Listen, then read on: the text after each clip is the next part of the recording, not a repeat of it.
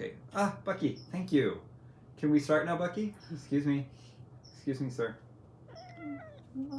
Excuse me, Bucky. Can we start? Let's do character creation. Let's do it. All right. So we had a request from Raven Right. in the Facebook group. Thank you, Raven. Thank you. We're going to talk about how to create it. We're going to make a character today. Cool. So last time we looked a little bit at this player mat, this player aid that you use during the game to kind of write your attributes down, set your dice, remember which ones you're using. We're not going to use it today because we're going to focus on the character sheet itself. So I'll set that aside. Sounds good. Okay, so to begin with, you are going to be an agent of ICON, the International Covert Operations Network. You've been recruited from your former life where you were exceptional in some way and they decided you would be perfect for this organization. Cool. So to begin with, let's give your agent a name, and you've already chosen a illustration for her. Just, we could glue stick it down or tape it down, or you can draw in there. And put a little bit over here as well. Okay, so let's give your agent a name. What will her name be? Well, I've thought about this. All right. So I'm going to call her Vesper Heart. Hello, Vesper Heart. Okay, we have our beginnings. Now, the first thing we're going to do is choose her attributes. And these are 5 different attributes that just kind of describe her physically and mentally. Cool. They are nerve, and that is your willpower, your ability to withstand pressure, your ability to maybe impose your will on others a bit. It's your general will and nerve and resolve. Okay. Then there's your suave. That's your how charismatic you are, how persuasive, maybe even seductive, how cool you can be. But it also allows you to kind of notice when other people are doing that to you, so you can kind of resist their charms a bit as well if your suave is high. Right. Then we have your pulse. That is your physical strength, but also your stamina. So it's kind of your stamina and strength combined is your pulse. Got it. Your intellect, which is fairly self-explanatory, that's your ability to learn. That's your ability to retain and learn and reason. And then there's your reflex, which is your coordination, your agility, and your speed. Okay. So for each of these, in some role-playing games, you would just get a number, like maybe 1 to 18 or 1 to 10 or something like that. Mm-hmm. In Top Secret New World Order, we use a system we created for this game that we call Lucky 13. And it's a die pool system, meaning that whenever you roll to try and accomplish something, you're rolling a combination of dice to try to hit the number 13. Mm-hmm. So instead of having a number for your attributes, we give you a die type. Okay. The bigger the die type, the better you are at that. Meaning that if you had, say, a nerve of a D6, you would add that to your die pool, of total 3 dice, and try to add them up. If you had better nerve, let's say a D10 or a D12, that means that when you roll your die pool, you could get higher numbers because you have a bigger dice. Right. So for each one of these, we could just choose the die type based on, we have what's called an array system in here, where you basically say, do I want to have a more specialized or a more balanced character? So we have something, kind of see if I can show it on the screen here. We have something where you can just choose how many of each die type you want, but we also have the random attribute method where you can actually roll to see what you get for each one. So let's roll and have some fun with that. Sure. Get a couple of percentile dice. This one? Yeah. Okay, so for each one of these, what we're going to do, and we're just going to go down the line. In character creation, it's really up to you if you want to have the players roll all of their attributes and then decide how they want to assign them, or if you just want to go down the line. In our case, we'll go down the line just to make it quicker and simpler. So for each one of these, roll and I'll tell you what your result is. Okay. So this is for nerve. For nerve. 34. 34. That is a D6. So write a D6 in your nerve. For the next one, for your suave. 99. Wow. That is super almost the highest slabby. possible. Yeah, that is a D12. That is definitely a D12. I'm like, James Bond. Amazing. Steroids. The next one is Pulse. 61. 61. That's also really good. That's a D10 Pulse. So you're going to be very strong and very hardy. Hale and hardy. Cool. And your intellect. 22. You're not too bright. Oh, no. Actually, it's not so bad. It's a D6. If it had been a little bit lower, it would have been a D4, and you'd be the big, dumb, silent type. Strong, dumb, silent type. And then finally, your reflex. 92. Oh my gosh, you have an amazing set of characteristics here. That's a D12. Wow. Okay, so that's some pretty good rolls. Yeah. I mean, you could have rolled a lot worse, and that's the chances you take. So these are awesome. All right, so these are your attributes. Now, the next thing we're going to do that we've set up your attributes is we're going to determine your health. Mm-hmm. And this is how much damage you can take, in a fight or from an accident or anything else. Your health, as we mentioned before, is your pulse is both your strength and your stamina. So you take what's in your pulse and you write it right here on the health at the top. You write it for pulse. Okay, so what this means is all of these circles are your health circles. I don't know if we actually came up with a term for them or not, but your health slots or whatever. Hit points. Hit points. Perfect. Yes.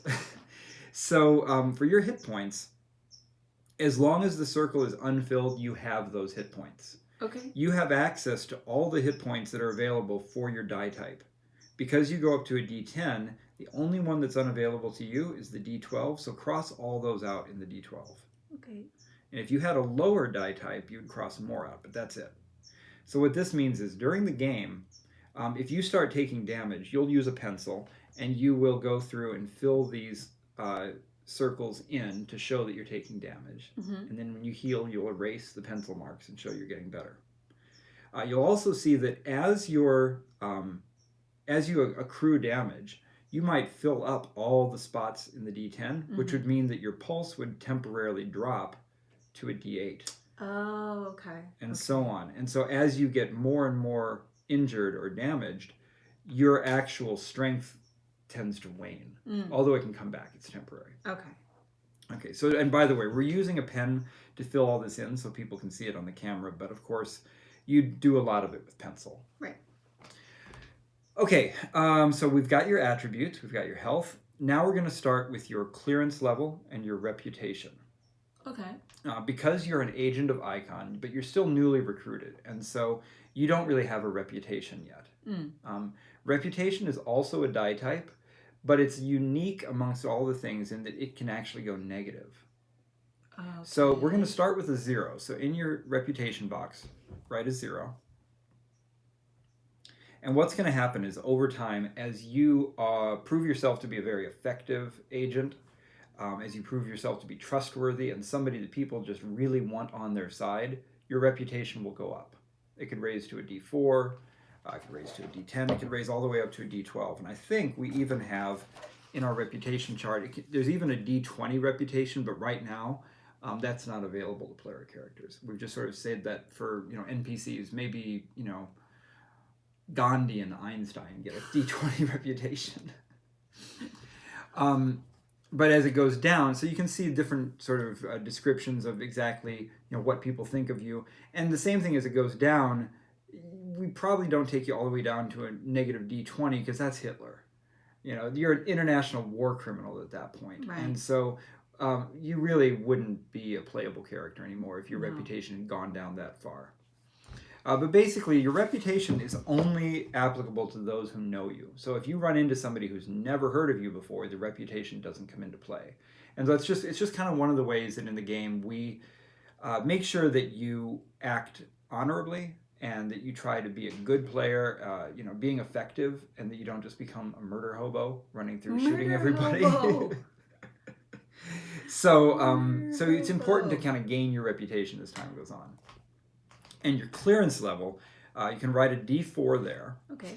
Clearance level, you start out, obviously, at the beginning, at the lowest clearance level. And this represents the type of assets that the agency will give you on a mission, and also how difficult the missions are that they're going to send you on. At the end of each mission, the way that you perform will accrue mission points, and you can use those mission points to improve your character as well as raise your clearance level. So as you do better, your clearance level will go up. And it's possible that they might even drop you a clearance level if you do something really terrible. Right. So if you ever drop below a D4, you're not an agent anymore. You're going to be drummed out of the service. Right. So keep that clearance level going up. Next, we're going to choose a background. So this is kind of fun. The background is still on the front of the sheet. Oh, okay. And in the backgrounds, we actually have a list of 20 different backgrounds. We have a list of 20 different backgrounds that you can roll for. Mm-hmm. You can also just choose one of these backgrounds if you prefer, but we're going to roll because it's fun. Yeah. But just keep in mind, these backgrounds, we're not entirely limited to these. These are ideas. Yeah. Most players will want to choose from one of these. It makes it easier to work out within the game, and missions for Top Secret are written with these in mind. But as the administrator and players in your own game, if you want to introduce other backgrounds, absolutely. Cool. In the game, the difference the background makes is, I mentioned the die pool roll before. You roll 3 dice and you try to make a 13 or better. Mm-hmm. One of them is going to be your attribute die. Mm-hmm. And if you're trying to do something that your background is applicable to, so let's say that you have the background of magician, mm-hmm. like you were David Blaine beforehand. Copperfield Blaine. If you say, well, I'm going to go pickpocket somebody, well, a magician is good at sleight of hand. You could definitely say that my background as a magician makes it a lot easier for me to do this pickpocketing. In the game, when you can invoke your background, you get to roll your attribute die twice and keep the better of the 2 rolls. So that's kind of what it does for you game-wise. So let's begin by rolling for your background, and this is a D20. Okay. Okay, give me something. Ooh. 1. A 1, you were an actor. Wow. You're an actor. And this is actually really, really good for a spy. Because as an actor, you could be great at impersonations, impressions, convincing people of things, passing as somebody that you're not. Excellent spy background. Cool. So go ahead and write actor in your background up here. Actor.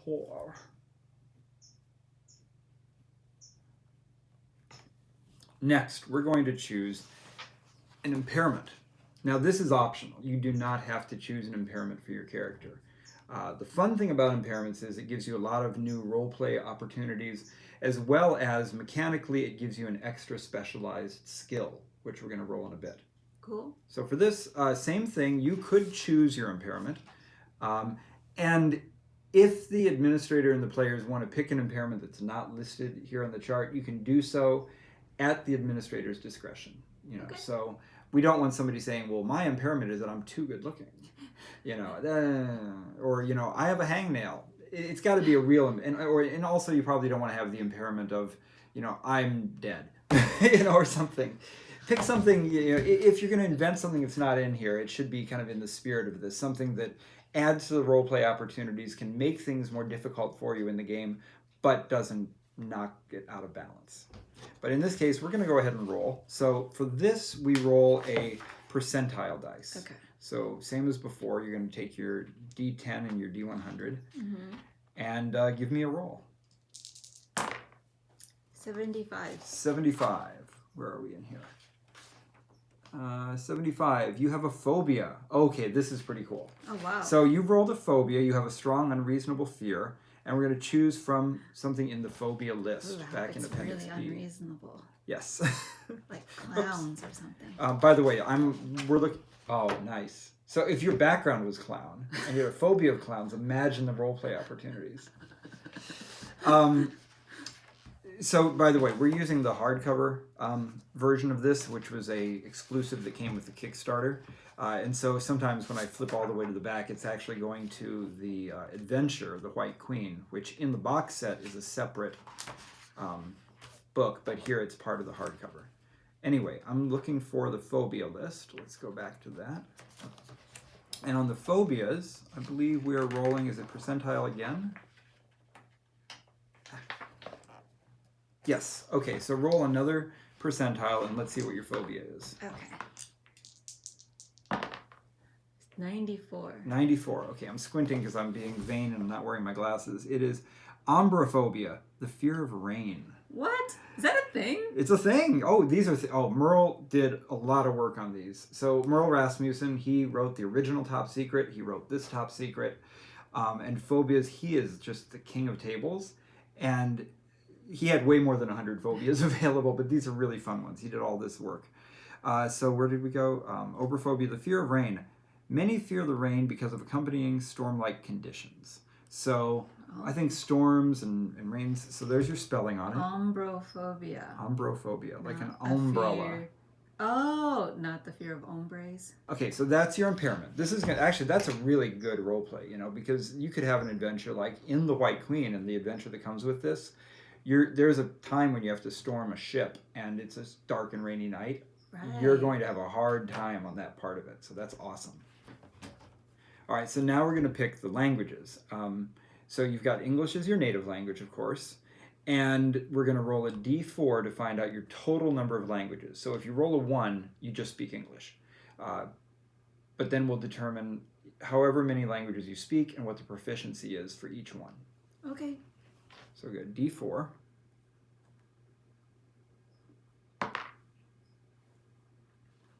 3. Excellent. Okay, so you're going to get 2 additional languages on top of English. Oh, wow. Now, just like before, we have tables that you can roll on or you can choose. We're going to roll because rolling is fun.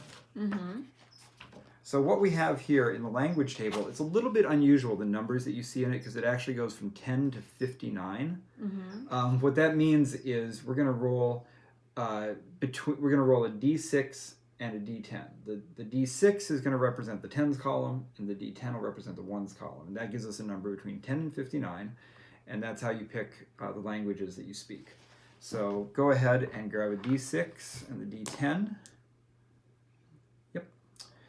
And let's get your first language that you speak other than English. Okay. 46. All right, so 46 is Norwegian. Wow. And in our little, sorry, go ahead and write. I was putting this in front of the camera. I'll just read for it. So in our language table, we've listed, what the languages are. We've listed what the languages are, the number of speakers worldwide, and then which countries speak that. So the way we chose the top, 50 languages to include was basically by how many people speak it worldwide. So most languages you'd expect to find are going to be in here. If there's one that's not in here that you think is really good for your character, totally okay. We just tried to keep it to something that you're likely to encounter in your adventures. Let's roll for your third language. Okay. 50. No, 65. 65. 65. So this goes up. So the chart goes from 10 to 69. I misspoke when I said 10 to 59. That would be weird. Okay, so 69, or 65 you said, is Uyghur. Interesting. Okay, so you speak Norwegian and Uyghur. Wow. This is going to be a very cool backstory that you can come up with as to explaining why you are speaking these particular languages. So this particular language, it's actually very widely spoken by over 10 million people. As you can see here, it's in the in the Uyghur Autonomous Region of China. Okay, so now we have your languages that you speak, and let's find out how well you speak each one. Okay. So for this, we have our language proficiency chart, and you're going to roll a single d10 for each one to find out if you're anywhere between elementary understanding, which is a d4, basic understanding, advanced, fluent, or native in that language, and just how well you speak in them. So go ahead and give a d10 roll for your Norwegian. 0. You are fluent in Norwegian. So okay. 0 is 10. 0 is 10, exactly. So you're fluent in Norwegian. That's a d12. Wow. You're not just fluent, you're native. So you are natively, you grew up speaking English and Norwegian. Interesting. And let's see how well you speak Uyghur. Oh, 0. 0. Wow, okay. So somehow you are perfectly trilingual in Norwegian, Uyghur, and English. Wow. So maybe your 3 parents that you grew up with had you or maybe you grew up in the Uyghur Autonomous Region, 2 Norwegian and English parents. Who knows what it was? We're going to find out when you figure out your backstory. Now we're going to go and pick your Tradecraft. We're not going to do any rolling for this because you'll see the Tradecraft, there's little lines going from the Tradecraft boxes to the attribute boxes. That means that these Tradecraft are based on these particular role or these attributes. So your combat is equal to your reflex. Mm-hmm. Your tech is equal to your intellect. Your SIGINT is also equal to your intellect. And your HUMINT is equal to either your nerve or your SWAV, the better of the two. HUMINT is your human intelligence, how well you can extract information and get on with other people and basically use people as an asset. So that's why nerve and SWAV are both really good ways to do that. Whichever one you're better at is what you're good at. So if you were to choose SWAV because it's your higher one, that means that when you're extracting information from people, you're charming it out of them. If, on the other hand, you had a higher nerve, you'd be a little bit more of an intimidating type. Mm. With your SIGINT, that's your signals intelligence, how you use communication tools, and tech is just technology in general. So both of those are intellect-based.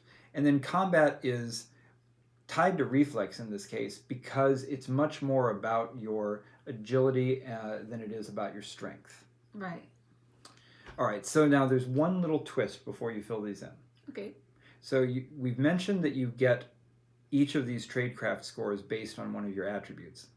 These are things that you learned when you were training as during your beginning days in Icon, when you were training at the Crucible, and they were teaching you all your Tradecraft. Mm.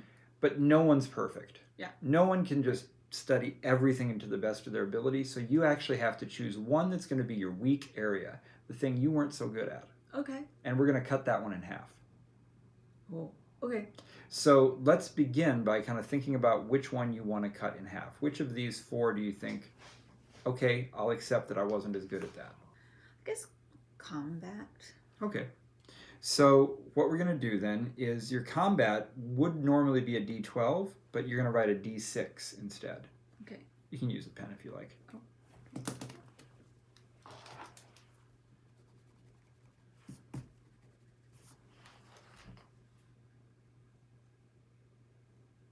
Okay, and then for the rest of these, you just fill them in as they go. So your tech and SIGINT are both D6s.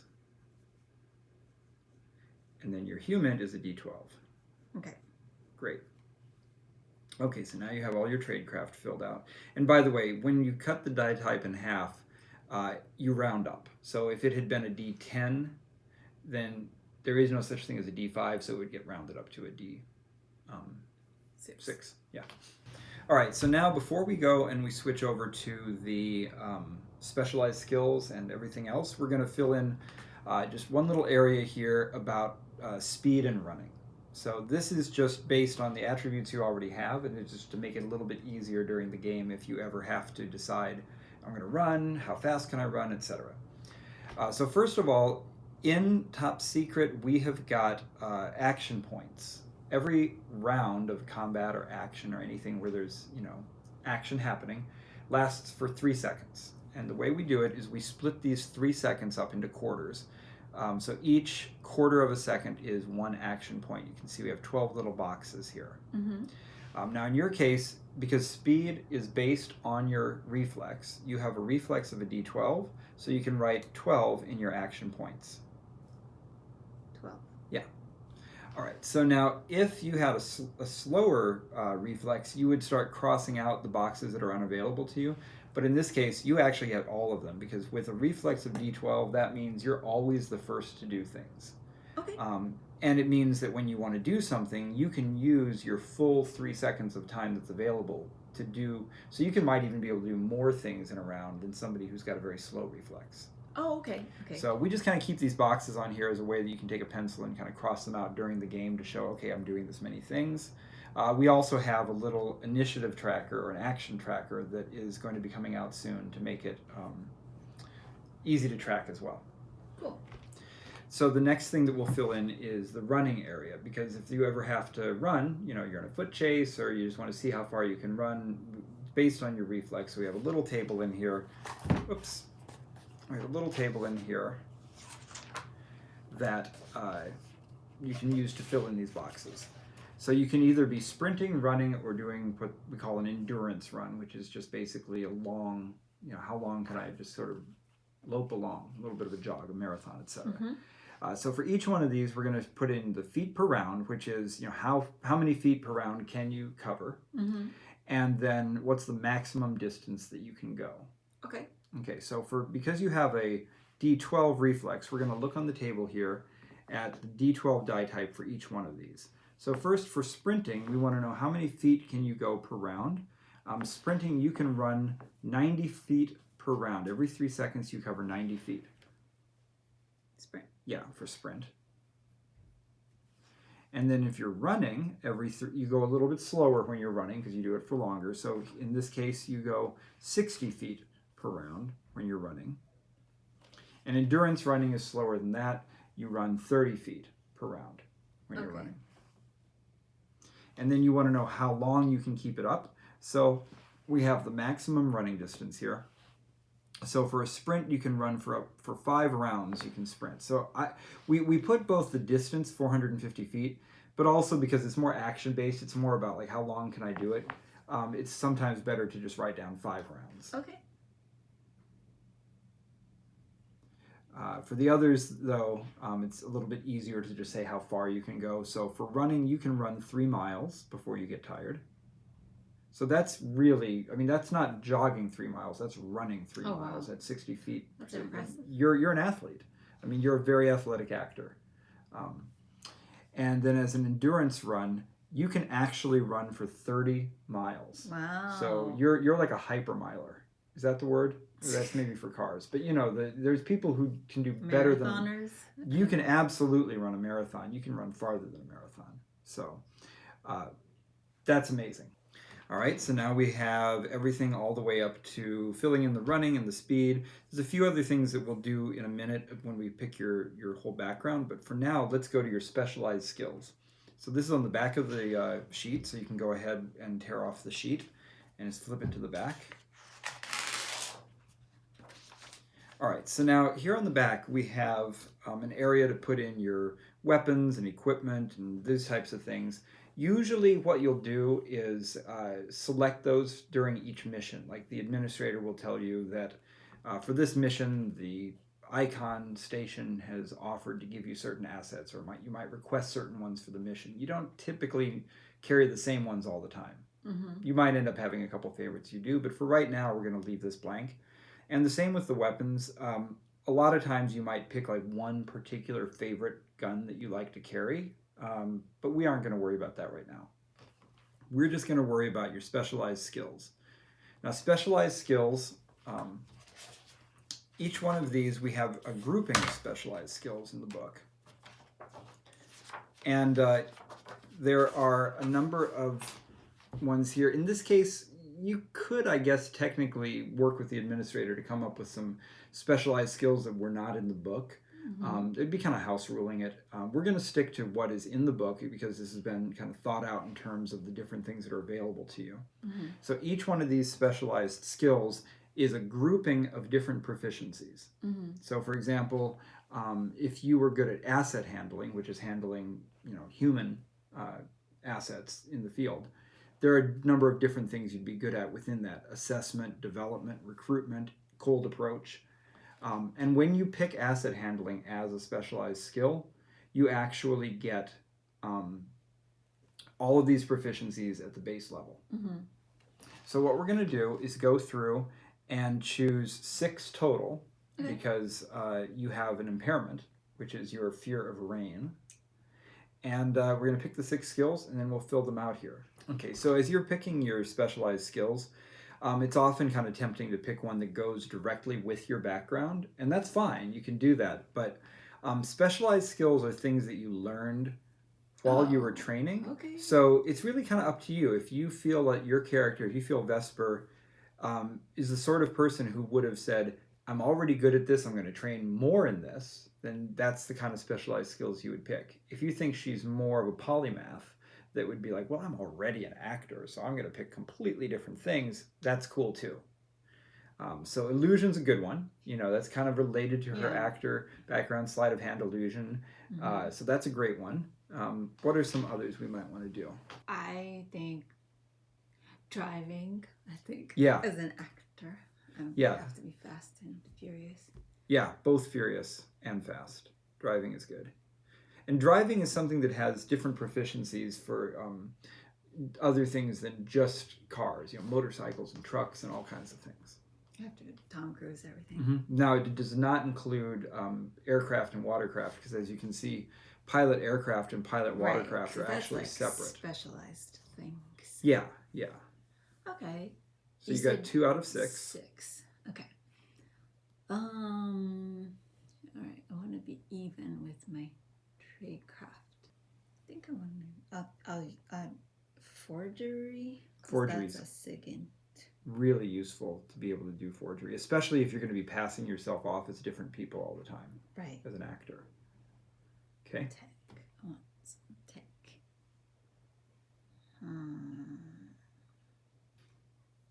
What is PsyOps?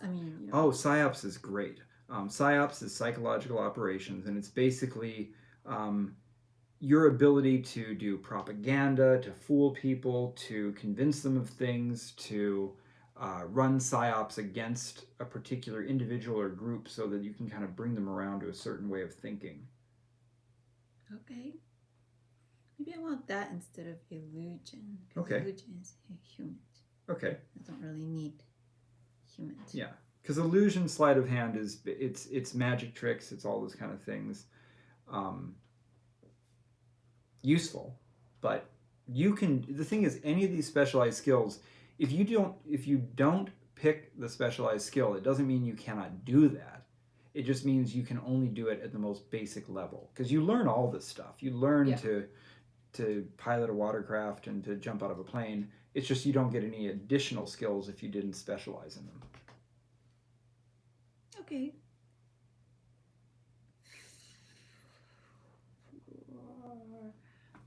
Maybe forensics. Forensics. Great. So forensics is all the CSI stuff. Yeah.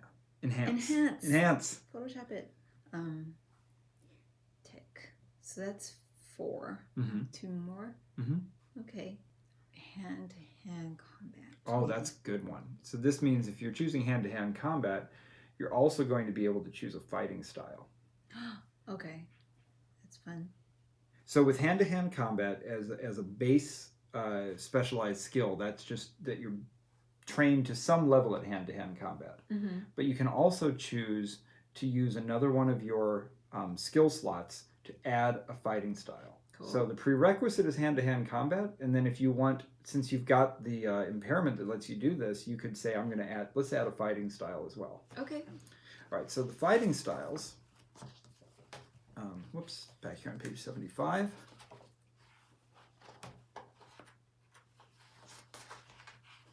All right, so this you can just kind of choose from these. We have fighting styles that come from all of these different countries, and in each one of these, there's a basic difference between each one, is whether it's better at striking or grappling distance. So a fighting style that's better at a striking distance means that it's better for punching and kicking, and you have more advantageous chances when you are a little further away.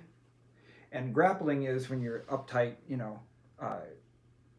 wrestling around with somebody, so you have an advantage there. So what you'll see is, if I can just flip here for one moment, with each one of these we have a list of adjustments. So for example, this one, Arnis, which is from the Philippines, this is like a knife fighting style, and in this case, because it's all about knife fighting from a distance and this kind of stuff, you go down a step.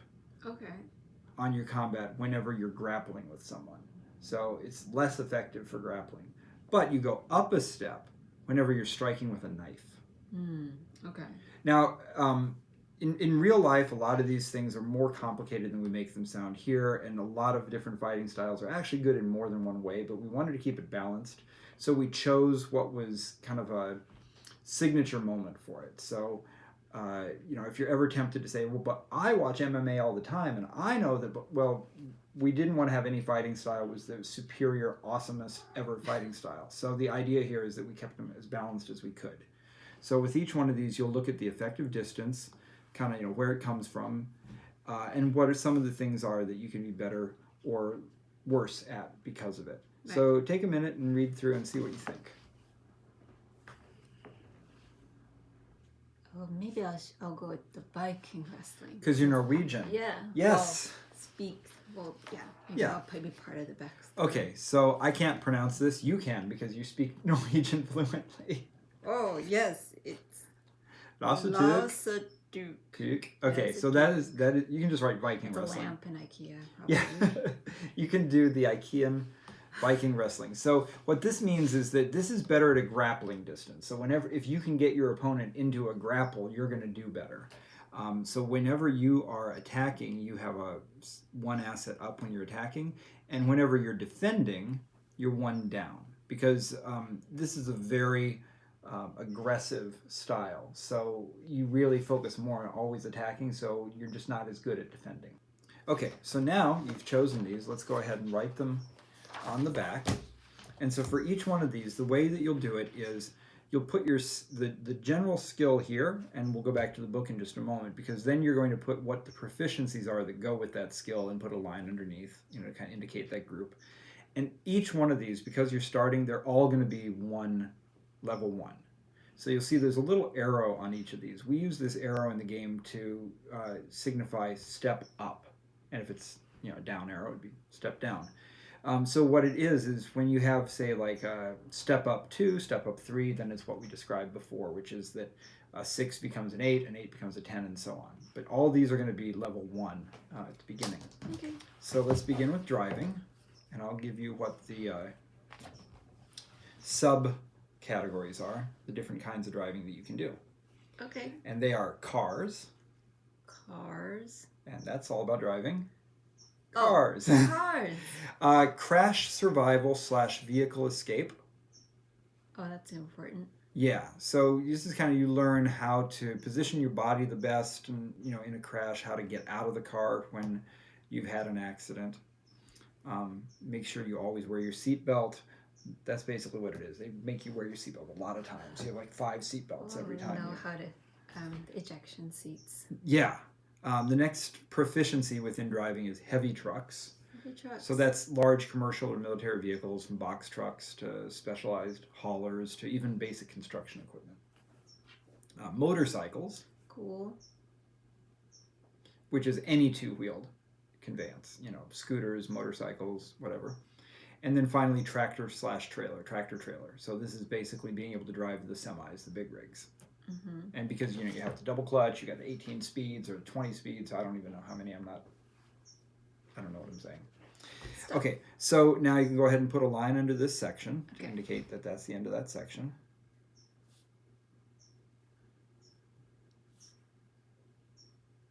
And then we're doing this in pen, but you would actually do it in pencil, but you can just mark each one as a level 1, meaning that whenever you do anything driving a car, you're going to get to raise your asset die for your combat by 1.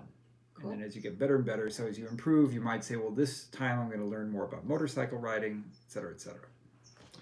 What's your next one? Is forgery. Forgery. Okay, so your sub-skills, your proficiencies for forgery, there are 3 of them. Counterfeiting. Counterfeiting. FEI. It's a hard one to spell. Counterfeiting. Document creation. And then finally, handwriting analysis and forgery. That's one thing. Okay. So as a forger, you can obviously forge people's signatures and things like that, but it also means that you're better at noticing when others have been forged. Makes sense, yeah. Okay, so that's all your forgery skills. Okay.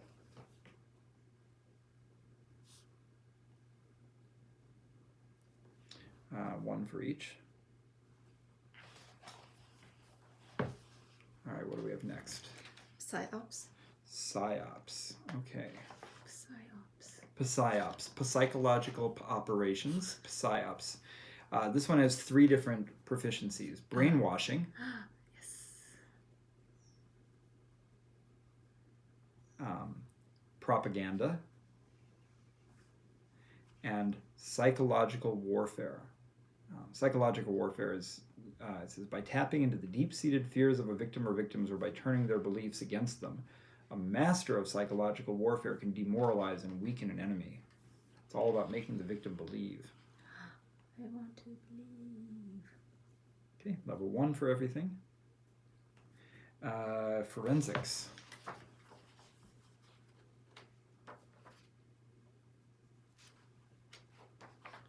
Oh, there's a bunch of ones for forensics. This is great. My. So Okay. we have 1, 2, 3, 4, 5, 6, 7, 8, 9 different things. Wow. Okay, so forensics, the different proficiencies within forensics. So here's all your CSI skills. Yes. Ballistics. So this is, understanding projectiles and how they work and really being able to tell like what gun fired a particular bullet. Biometrics.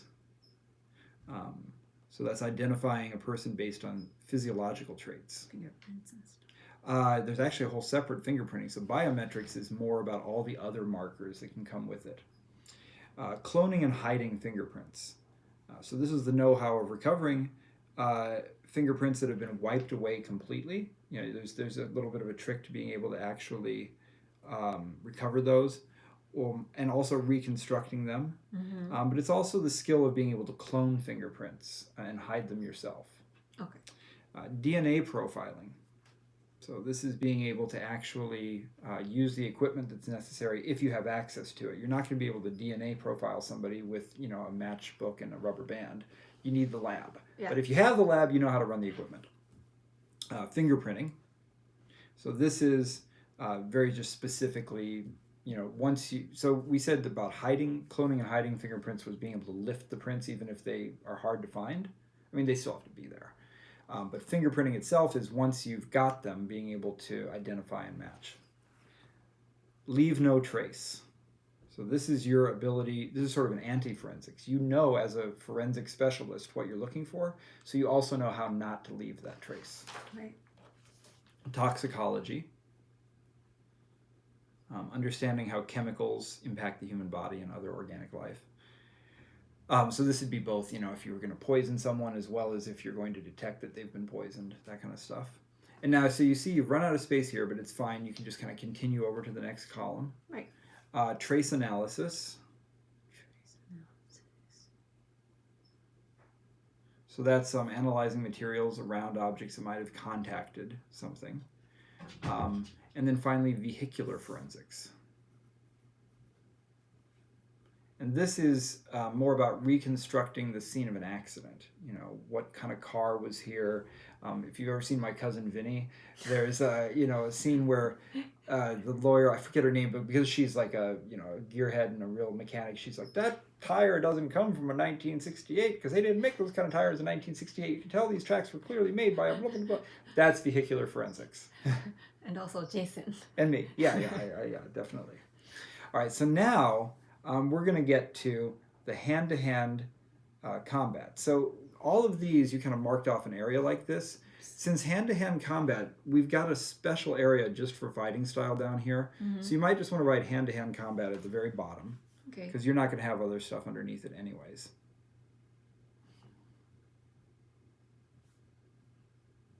Okay. So you're going to write your fighting style here, which was Viking wrestling, IKEA lampshade. What? IKEA lampshades. Um, Oops, sorry, 75. Viking wrestling. Mm-hmm. And yeah. Then you put in the effective distance, which is grappling. And now this one, you probably want to make a note of this somewhere. Really didn't leave enough space in here to do this. So for right now, just go ahead and make a note underneath, even though later you might want more space for it. But you just put an arrow up. One up when attacking, one down when defending. Oh, no, that's your die type. You're going to leave that alone for just a minute. That's fine. But under here, 1 up when attacking, 1 down when defending. Attack. Mm-hmm. 1 down. When defending. Defend. And then it's good that you put your arrow for the die type because you are going up 1 right now. So die type is level 1 just like the others. Oh. Yeah. Okay. Okay. And then 1 for all of these. Here. Oh, right. Yeah.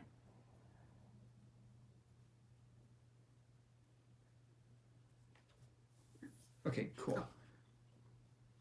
And now we're going to go ahead and go back to the front of the sheet and fill out your backstory and everything else. So let's take a minute and you can come up with the backstory and then we'll fill it out. All right, so you've been thinking about your backstory. Mm-hmm. So let's begin. What is your nationality? So nationality, I am a Uyghur refugee / Norwegian national. So as a refugee, I became a Norwegian national. Okay, so for nationality, you are Norwegian. Norwegian. All right, and then before we fill in the personal history, let's just put a few kind of distinguishing features about yourself. So do you have any known aliases? Yeah, so I tried to keep it with the Norwegian Viking theme. Cool. So Freya is a Norse goddess. Okay, sometimes you're known as Freya. Freya. Other aliases? And Valkyrie. Okay, so sometimes people are like, we only know her as the Valkyrie. Yeah. Kind of like that. Nice. Okay, you can fill in. Now, height, weight, these kind of things don't make any difference in the game. But it's just kind of fun to add for a little bit of flavor. So you can fill those in if you like. Okay. I'll just go with me. There. Okay. Hair, eye. Oh, and then put weight here. And then hair and eye color. Oh, crap. 5'9". Yeah. I think it doesn't really matter. There. Yeah. Eye brown. Okay. And then do you have any distinguishing features? Does Vesper have any distinguishing features? I'm just going to say she has a birthmark Okay. on, birthmark on upper arm. Great. There. Okay. What kind of birthmark is it? Oh, it's in the shape of a heart. Vesper heart. Has a heart. It's nominative determinism is what it is. Yeah. Yes. Heart shaped. All right. Cool. And then finally, let's fill in. Oh, you know what? Just for a little thing, for money, everybody starts the game with the equivalent of $3,000 US. Even though you can be from any nationality and background, we just use, since we're playing this game in America, we just use US dollars. Just to keep things simple. If you're playing this game in another country, just go ahead and pick another one. So now let's go ahead and fill in your personal history. Just go ahead and tell me a little bit about Vesper Hart. Okay, well, I think, as I said, I'm a refugee who became a Norwegian national. And since, I think all Scandinavian countries pretty much teach English alongside whatever their language is. I feel like everybody speaks English. So that's why I know English. Right, so this perfectly explains the fact that you have 3 native languages. Yeah. That's awesome. In terms of why I'm an actor, I think it was like a natural talent, and I think gradually I realized it's like a good way to sort of spread the word about like my Uyghur background, show some visibility to the culture and race and stuff like that. Cool. So yeah, and I got pretty popular, maybe not like worldwide, but right, not Tom Cruise level, so you can still go out in public and be a spy. Yeah, like art house, European. Nice. Yeah. Yeah. Excellent. Okay, so what you would do, and we're not going to have to fill this all out right now, you would fill that into the personal history there as well. And now you have your whole character. So now Vesper Hart, the Valkyrie, Freya, is able to go out in the world and begin her missions as a secret agent of Icon. Cool. Very cool. We're going to have to play with this character. We'll do this in some future videos. Cool. Okay. Yay. Thank you. This is great. Yay. Thank you, Raven, for asking for this. This was a lot of fun. Yeah. Thank you. Bye, everybody. Bye.